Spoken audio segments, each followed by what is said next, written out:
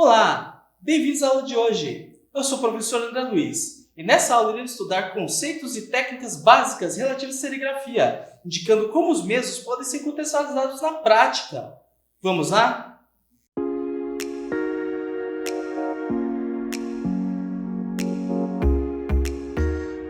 Vamos conversar então sobre as técnicas básicas de serigrafia.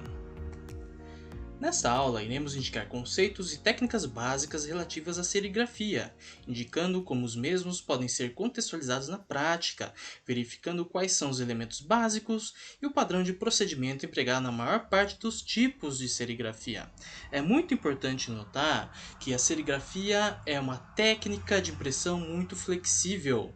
Além de ser flexível, ela é relativamente barata se comparada com a pintura, por exemplo, com outros tipos de técnicas. E é possível alcançar resultados muito impressionantes por meio dessa técnica, né? Que é o que a gente vai verificar ao longo dos exemplos que eu trago para vocês nessa aula. Então vamos retomar um pouquinho alguns conceitos relativos à arte pop, mais ou menos a metade do século XX, da década de 60, o contexto pós-guerra lá nos Estados Unidos, né? Ao refletirmos sobre a importância da serigrafia para a história da arte, é praticamente inevitável não pensarmos sobre a arte pop. Ao incorporar a lógica da produção industrial em seu ateliê, artistas como Andy Warhol, Roy Lichtenstein, o Rauschenberg, Jim Dine, Richard Hamilton e Mary Corita Kent subverteram o sistema estético ocidental como um todo.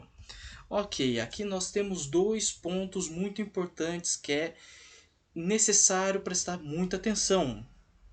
A serigrafia, ela antes desse período, né, antes desse movimento artístico que se denominou pelos historiadores da arte de arte pop, né, ou somente pop, a serigrafia não era uma técnica muito explorada. Ela estava vinculada a questões industriais, questões do mundo da publicidade, do mundo do consumo, né, do design, e não da alta arte, né? Não como uma alta expressão de arte, como obras de arte realmente significativas para o mercado, para os museus, etc. Ao incorporar a lógica da produção industrial em seu ateliê, o que eu quero dizer com o termo lógica da produção industrial? A partir do processo de serigrafia, é possível se materializar diversas obras em série. Você pega para fazer uma serigrafia, você não faz uma, como, por exemplo, uma tela, uma pintura. Você faz uma pintura. Não. A partir de serigrafia, você faz 100 cópias, por exemplo. E a partir dessas 100 cópias, você consegue resultados muito expressivos. E essa forma de produção artística, ela está relacionada diretamente com a lógica da produção industrial. Por exemplo, uma garrafa de Coca-Cola. Você vai no supermercado, você vai comprar uma garrafinha de Coca-Cola, uma lata de Coca-Cola. Você não tem a ilusão de que aquela latinha de Coca-Cola ela é única. Essa latinha de Coca-Cola, ela está inserida desde um contexto de produção industrial. Existem milhares, centenas de milhares de latas de Coca iguais a essa. Então, essa lógica de produção que foi incorporado à gramática, ao vocabulário da arte. Então, existe um outro tema aqui que é muito importante a gente prestar atenção, que é subverteram o sistema estético ocidental. O sistema estético ocidental, ele é marcado pelo conceito de gênio artístico, que produz uma obra de arte que é uma representação daquele gênio, da técnica, da visão conceitual que aquele gênio possui. Ao incorporar essa lógica da produção industrial nos ateliês, esses artistas estão subvertendo essa questão do gênio. Por quê? Aquela produção, aquelas 100 cópias que foram feitas daquela serigrafia, é uma forma totalmente distinta de materialização de obra de arte daquela que é encontrada, como por exemplo na pintura, como por exemplo a Mona Lisa. Você pega a Mona Lisa que o Da Vinci pintou. Só existe uma Mona Lisa. Se existe duas, uma delas é considerada um rascunho, é considerada uma cópia, ela não é o original. Existe um conceito de originalidade, de unicidade na obra de arte. E esse tipo de conceito foi demolido pelos artistas da pop art. Aqui temos um trecho do Museu de Arte Moderna, né? Pop art. inspirado pelo cotidiano. Foi nesse clima de turbulência, experimentação e crescente consumismo que uma nova geração de artistas emergiu na Grã-Bretanha e na América em meados da década de 50. Esses artistas começaram a buscar inspiração em materiais em seu ambiente imediato. Eles fizeram arte que espelhava, criticava e às vezes incorporava itens do cotidiano, bens de consumo e mensagens e imagens da mídia de massa, em referência ao seu pretendido apelo popular. E seu envolvimento com a cultura popular foi chamado de pop art. Aqui a gente tem uma obra da Mary Corita Kent e a gente observa que, apesar de ser uma serigrafia, etc., a gente vê grande expressão nessas obras. A gente encontra uma expressividade de cores, uma expressividade de formas, além de uma forma, uma abordagem conceitual muito elaborada. Aqui a gente tem mais uma obra clássica, que é o Standard, um posto de gasolina. Observe que os recursos imagéticos que são incorporados são extraídos diretamente do cotidiano das pessoas. Não são elementos abstratos, não são elementos lúdicos muito elevados. São eventos cotidianos. Quantas vezes você passa por um posto de gasolina sem prestar atenção nele? Ou seja, esses artistas eles querem indicar que existe um valor estético na experiência cotidiana das pessoas. Um artista prolífico ao longo de sua carreira, as gravuras de Roy Lichtenstein desempenharam um papel importante no estabelecimento da gravura como uma forma de arte significativa na década de 60. Inspirado nas histórias em quadrinhos, Lichtenstein produziu composições serigrafadas no mesmo estilo, com contornos grossos, cores fortes e pontos bendei. Bendei são os pontinhos, né? A gente vai ver daqui a pouco. Seus temas variam de mulheres com coração partida e donzelas em perigo, arquitetura e formas abstratas. Existe uma grande ironia empregada nessa obra aqui do Lichtenstein, que é brushstroke, né? Que é pincelada, né? Que o Lichtenstein ele retirava seus temas dos quadrinhos, né? Daquele período da década de 60. E é importante notar que anteriormente o principal movimento artístico era o expressionismo abstrato. O expressionismo abstrato empregava obras feitas à tinta, né? Em tela, totalmente abstratas. E esse tipo de abordagem do Lichtenstein é uma forma de ironizar esses movimentos que vieram anteriormente, né? A série de pinceladas de Lichtenstein reflete seu interesse pelo expressionismo abstrato. Enquanto outros artistas usaram pinceladas para comunicar diretamente seus sentimentos e ideias, as pinturas de pinceladas de Lichtenstein zombaram dessa inspiração, sugerindo que, embora os expressionistas abstratos expressassem aversão à comercialização, eles não eram imunes a ela. Na opinião de Lichtenstein, muitas das pinturas expressionistas abstratas também foram criadas em série, usando os mesmos motivos repetidamente. O artista pop explica: as pinceladas reais são tão pré-determinadas quanto as pinceladas dos desenhos animados. Esse tipo de percepção, esse tipo de abordagem conceitual que um artista como Lichtenstein vai incorporar nas suas obras é o reflexo de uma mudança radical na percepção imagética, na percepção estética das pessoas daquele período. Por quê? Ao passo que as formas de impressão, as formas de publicação, as mídias em geral, revistas, telejornais, televisão, cinema, vão se massificando, elas vão se tornando cada vez mais complexas. E a percepção que as pessoas têm em relação ao que é uma obra de arte, como por exemplo o que é uma pintura, o que é uma escultura, etc., vai se alterar.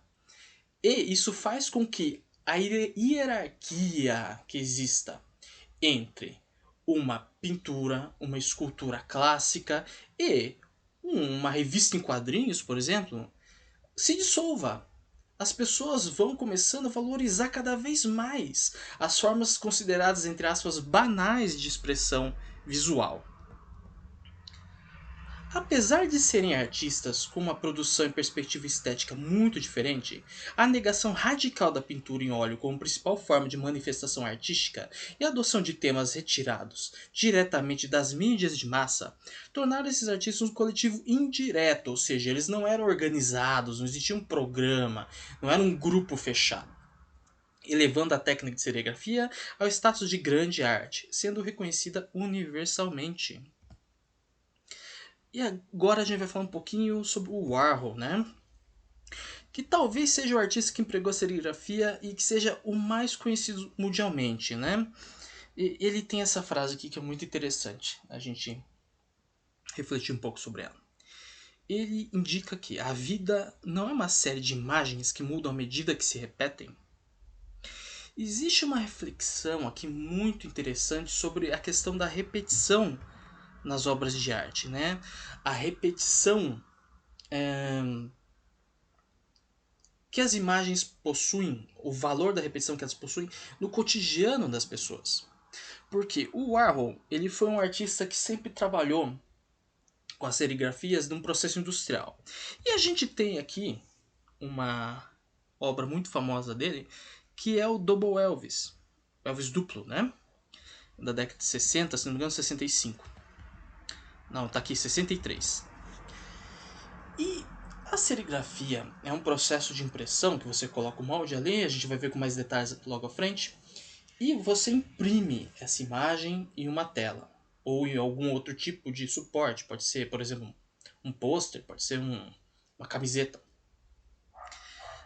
Nesse caso aqui, o que o Warhol está fazendo? Ele está explorando essa questão da repetição. Ele está colocando um Elvis em cima do outro Elvis. O que poderia ser considerado como um erro brutal de impressão, ele incorpora na obra de arte. E esse tipo de abordagem subverte radicalmente o que é considerado como forma de expressão válida ou inválida dentro do status da grande arte. Por exemplo, a gente pega uma Mona Lisa. A Mona Lisa, ela não tem um erro ali no meio. Você vai observar aquela obra como se ela fosse perfeita, fechada em si. E uma obra do Warhol, como por exemplo esse Elvis que a gente tem na nossa frente, é uma obra que ela é propositalmente errada. Ela incorpora um erro. Erro não no sentido técnico, mas erro no sentido de uma pré-concepção que nós temos do que será uma obra de arte. E esse tipo de abordagem, ela não é ingênua. Ela não está inserida aqui porque esse artista ele estava com preguiça de refazer a obra, algo assim. É uma abordagem conceitual. É uma abordagem muito sofisticada em relação a como que a nossa percepção visual se organiza a partir de um determinado período da nossa história. Porque, por exemplo, pega um comercial de TV. Quantas vezes você assiste um mesmo comercial ao longo de vamos supor, um período de 3 meses? Existem comerciais que você vê dezenas de vezes, centenas de vezes. E nesse caso, esse tipo de repetição é uma marca da nossa percepção visual, da nossa percepção estética na contemporaneidade. O que é um disco? Um disco de música, um álbum. Você gosta de uma determinada música no Spotify, vamos supor. Você ouve essa música dezenas de vezes, às vezes centenas de vezes. Ou seja, é um processo de repetição. E é esse tipo de processo que o Warhol está tentando transmitir por meio de uma obra como essa. Beleza, vamos lá então conversar um pouquinho sobre as técnicas do processo serigráfico. A serigrafia, como meio de reprodução artística acessível, possui um papel importante na cultura visual contemporânea. É facilmente distinguível por causa de sua aparência material, cores vivas e versatilidade. É um dos métodos de impressão mais antigos. A história da serigrafia chega aos tempos pré-históricos, seu princípio permaneceu quase o mesmo até hoje. Sempre esteve presente de uma forma ou de outra, dependendo da necessidade, que poderia ser resolvida com a técnica de serigrafia. Apesar de sua antiguidade e metodologia quase inalterada, a serigrafia está tendo um renascimento significativo nos dias de hoje. Aqui mais um texto super interessante. O silkscreen, também chamado de impressão em tela, é um método antigo de usar tinta por meio de uma malha estampada para criar designs impressos. Muitas vezes é conhecido pelo nome serigrafia, que é uma mistura de duas palavras gregas: seikos, que significa seda, e grafos, que significa escrita. O silkscreen é mais comumente usada para tecidos, telas e pôsteres, mas com tintas especiais ela tem sido usada para imprimir todos os tipos de coisas, como madeira, vidro e cerâmica. O silkscreen pode usar apenas uma ou várias cores de tinta para impressão. Para impressões multicoloridas, um stencil separado é usado para cada tinta e uma camada individual. A serigrafia, ou silkscreen, é um processo de impressão muito antigo e sempre foi bem usado pela facilidade de se aplicar, já que não necessita de muita tecnologia. Porém, hoje há várias ferramentas modernas que oferecem resultados mais satisfatórios. Isso é uma perspectiva em relação à impressão digital, né? Que no caso, quando a gente observa, a gente vai observar diversos exemplos, existem muitos artistas, muitos designers, etc., que optam pela serigrafia pela sua estética mesmo, por esses pequenos erros de impressão, né? A serigrafia é uma técnica de impressão muito popular devido à sua praticidade e baixo custo. Ela é utilizada há mais de 100 anos no setor comercial e artístico, principalmente para impressão de imagens e designs em camisetas, sacolas, papel, madeira, cerâmica, assim como outros materiais.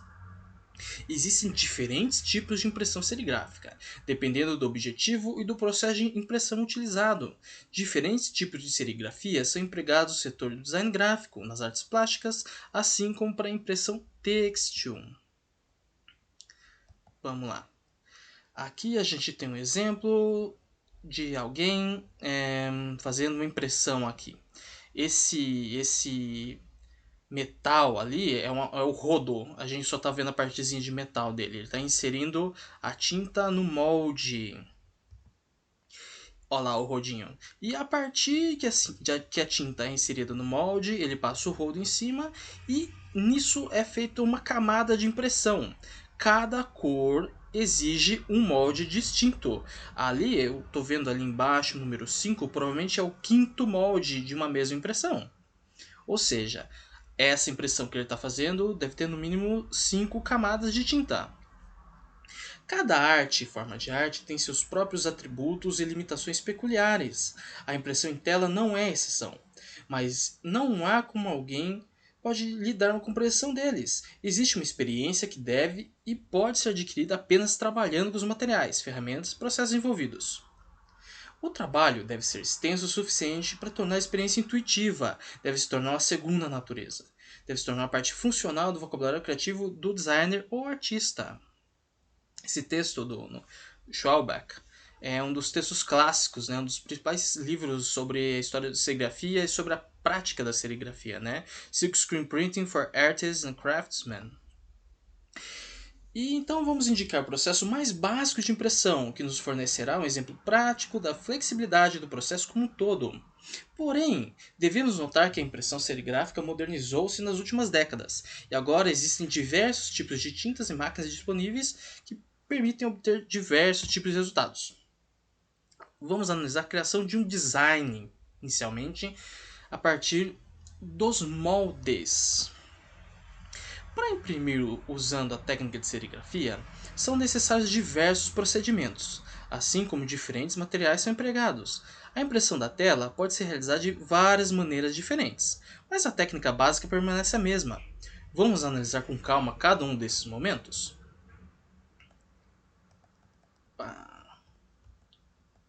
Aqui eu vou trazer para vocês uma série de conceitos relacionados a como que o processo de design, como que o desenvolvimento de um material é realizado. O design thinking consiste em uma série de processos que possuem foco em um grupo de usuários reais, não imaginários. Ou seja, você está fazendo um design de uma serigrafia, você está pensando em ou uma questão estética, ou alguém que vai utilizar uma camiseta, por exemplo. Muitas vezes, uma solução para um problema pode ser baseada em uma inovação radical. Logo, potenciais consumidores para ela não iriam se interessar pelo fato de possuírem uma perspectiva mais conservadora em relação à solução disponibilizada. Vamos supor que você está fazendo um design de uma camiseta específica. Você tem que pensar no perfil do seu consumidor final. Ou você está fazendo uma impressão pensando em um aspecto estético, uma forma de arte. Você está fazendo uma obra de arte. Então, o perfil da pessoa que vai ter acesso a essa obra vai ser totalmente diferente. E aqui nós temos os 5 momentos do processo do design thinking. O primeiro é quem? Para quem que eu estou idealizando esse objeto, esse design? O que? Como que eu vou materializar isso? Que cores que eu vou utilizar? Em seguida, tem o como. Eu vou imprimir isso daqui, qual vai ser o nível de dificuldade dessa impressão? Em seguida eu tenho um protótipo, eu vou fazer um modelo dessa impressão. Em seguida eu vou testar essa impressão, ela vai dar certo? Será que não? Consequentemente, o Design Thinking também é uma abordagem focada no usuário, pois, ao contrário de outras abordagens, ela aborda o consumidor de um produto ou serviço no centro de sua análise, pois o mesmo deve possuir uma influência decisiva no processo. O Design Thinking é dividido nas seguintes etapas: empatia, definição, ideação, prototipação e teste. É importante notar que o processo de criação de um objeto, o processo de criação de um design, né, ele não é fixo. Ele pode ser circular. Muitas vezes, durante o processo de teste ali no final, você pode retornar para a definição do que é o design. Você testou? Deu certo? Se não deu certo, você pode retornar para a definição desse problema. Ok. O design thinking consiste em olhar o mundo como um designer. Isso significa se perguntar como melhorar o mundo sob a perspectiva de um designer. Podemos usar o design thinking para envolver as comunidades na criação de escolhas melhores, hospitais melhores, sistemas de votação melhores e tantas outras coisas. Ou seja, esse método ele não é focado somente para questões de design, ele pode ser empregado também para a produção de peças serigráficas. Ok. Para começar, vamos falar agora do processo de implementação, de criação de um design de serigrafia.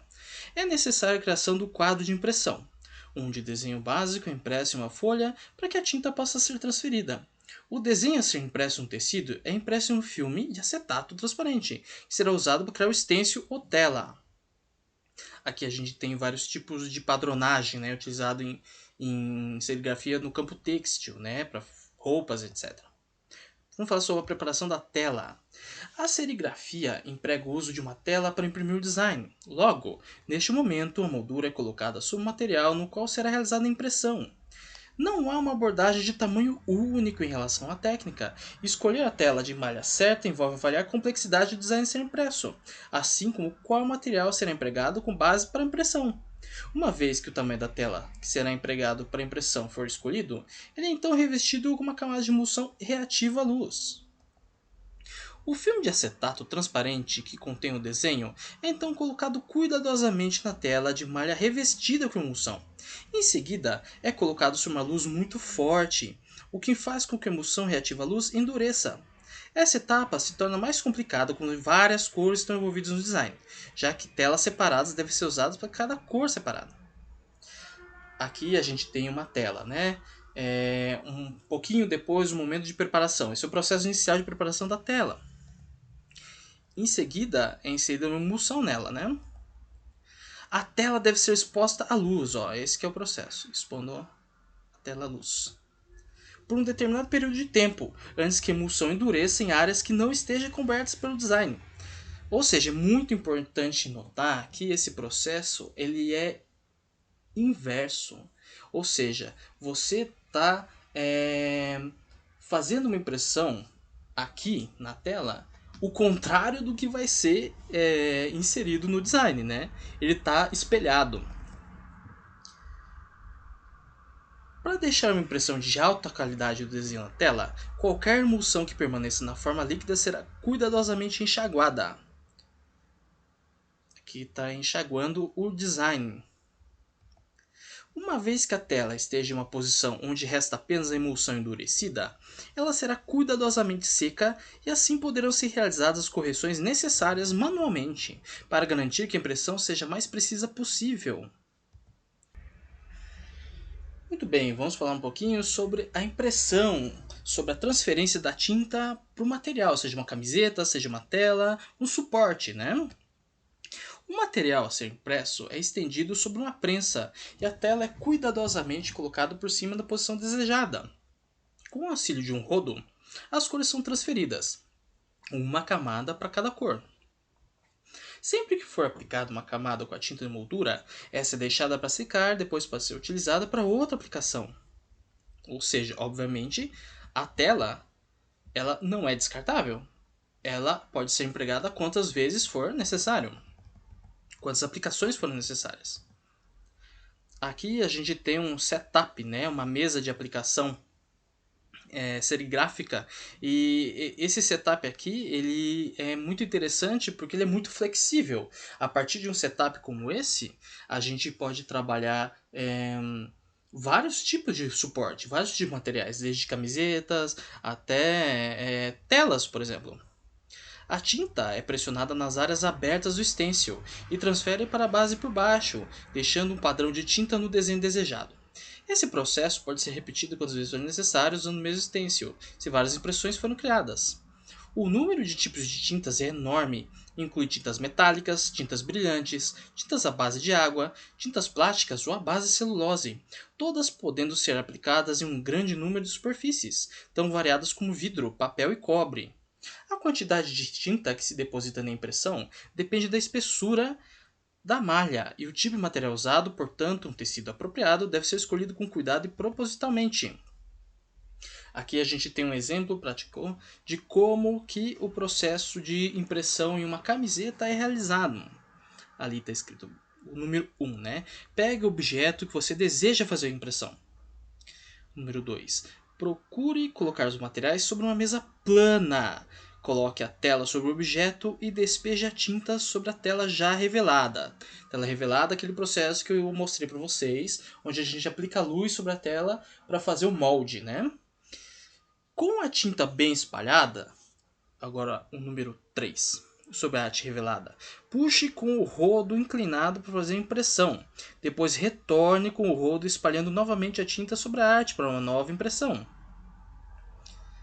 Agora o número 4. Após retirar o objeto, aguarde secar o tempo aproximadamente de 72 horas, dependendo da tinta e do material. Esse tempo pode ser flexível, ou seja, dependendo do suporte que você aplica, pode levar mais que 72 horas ou pode levar muito menos, assim como a tinta, né? Existem tintas especiais, secagem rápida, etc. E esse aqui é um exemplo prático de como que funciona, né? Quais são os materiais. A gente tem ali embaixo imagem impressa, né? Essa imagem impressa é um suporte, uma tela, um tecido, etc.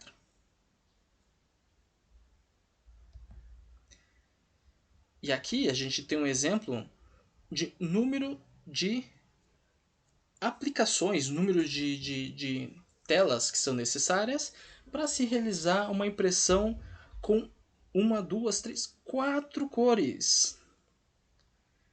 E os exemplos, né? Por exemplo, a gente tem ali a cabecinha de um gato. Só a cabeça dele é aquela bolinha amarela. É uma tela separada. O texto Pet Shop. Só o texto é preto. É outra tela. Ou seja, cada uma das cores é uma impressão.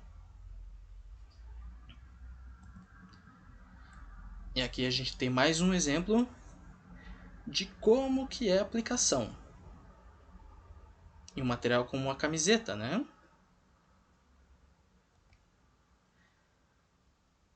Agora a gente tem aqui uma aplicação de duas cores.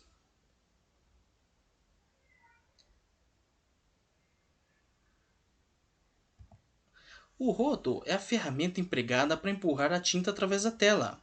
Ele é usado no processo de serigrafia e consiste em uma pesada tira de borracha parafusada entre duas peças de madeira ou metal. A borracha vem em várias espessuras em várias composições. Pode ser natural ou sintética. Existem rodos de uma mão e rodos de duas mãos. O segundo é mais comum. A flexibilidade da borracha varia de acordo com o tipo de trabalho que é aplicado. A borracha comum é usada para trabalhos gerais, enquanto que a borracha mais macia é geralmente utilizada para obter um depósito mais pesado para impressão têxtil e superfícies irregulares. A borracha dura é basicamente usada na impressão da tela da máquina para obter uma borda de alta qualidade extra. Novas ideias e novas técnicas são sempre emocionantes e estimulantes, e é natural que as primeiras emoções e experiências em serigrafia estejam relacionadas quase que completamente a técnicas, ferramentas e materiais. Esse estágio deve ser superado o mais rápido possível, pois só depois que a técnica do ofício se tornar uma segunda natureza é que é provável que surjam impressões ou desenhos significativos. Nesse parágrafo aqui, é muito importante notar duas questões centrais. Uma, que o Schwabach está falando aqui, é que a questão da técnica pela técnica, do uso correto das ferramentas, dos instrumentos, das cores, etc., é um elemento básico que ele não pode superar a emoção, ele não pode superar a expressão que você busca é, explorar por meio da serigrafia. E você alcançará é, efeitos relevantes a partir do domínio da técnica, né? Ou seja, a técnica, ela, em um certo ponto, ela se torna algo natural. E a partir disso é que desenhos ou impressões se tornam mais relevantes no seu trabalho. Aqui o Laurence Boegli falando. O Boegli, ele é um expert em serigrafia lá na Europa, né? E ele fala o seguinte: eu tenho um estúdio pequeno, do tamanho suficiente para ter meu equipamento e um assistente trabalhando comigo. Com a serigrafia, é possível fazer grandes coisas com pouca experiência ou equipamento.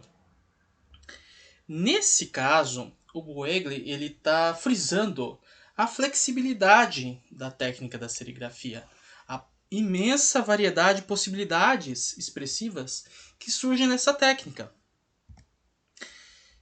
E aqui o Jeffrey Dell, né, outro artista, falando sobre a questão da serigrafia.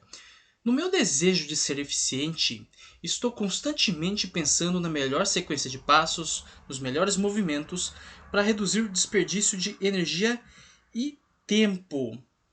Isso está relacionado ao modo como que o artista ele vai pensar o layout e as possibilidades expressivas do seu próprio trabalho. E eu gostaria de retomar uma questão muito importante com vocês, que antes da gente pensar em uma aplicação técnica, a gente tem que pensar em questões relacionadas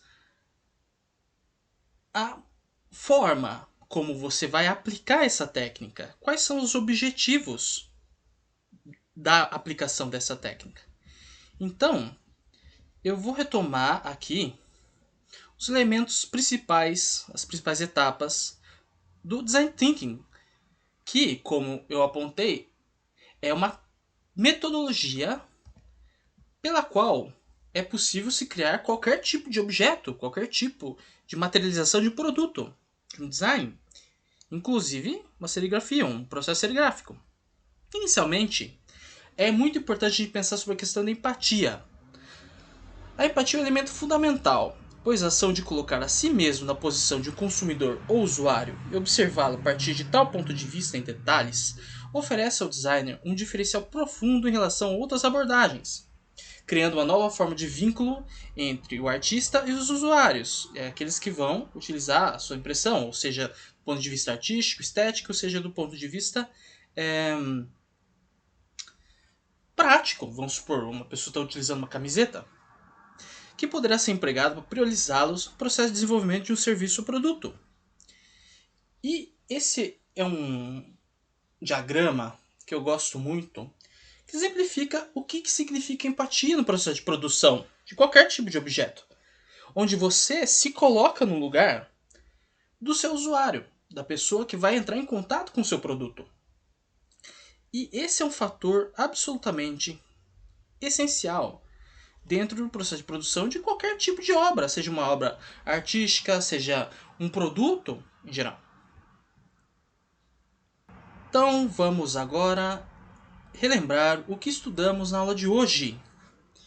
Inicialmente, indicamos conceitos e técnicas básicas relativas à serigrafia, indicando como os mesmos podem ser contextualizados na prática. Em seguida, verificamos quais são os elementos básicos e padrão de procedimento empregado na maior parte dos tipos de serigrafia. E essas são as referências bibliográficas que foram empregadas na aula de hoje. E aí, você entendeu conceitos e técnicas básicas relativas à serigrafia que foram indicados? Ou precisa estudar um pouco mais? Se ainda tem alguma dúvida, lembre-se que é possível acessar outros materiais que estão à sua disposição na plataforma. E tem um e-book que aborda todos os temas que foram trabalhados durante a aula. Espero que você aproveite o material disponibilizado. Vamos lá então? Bons estudos!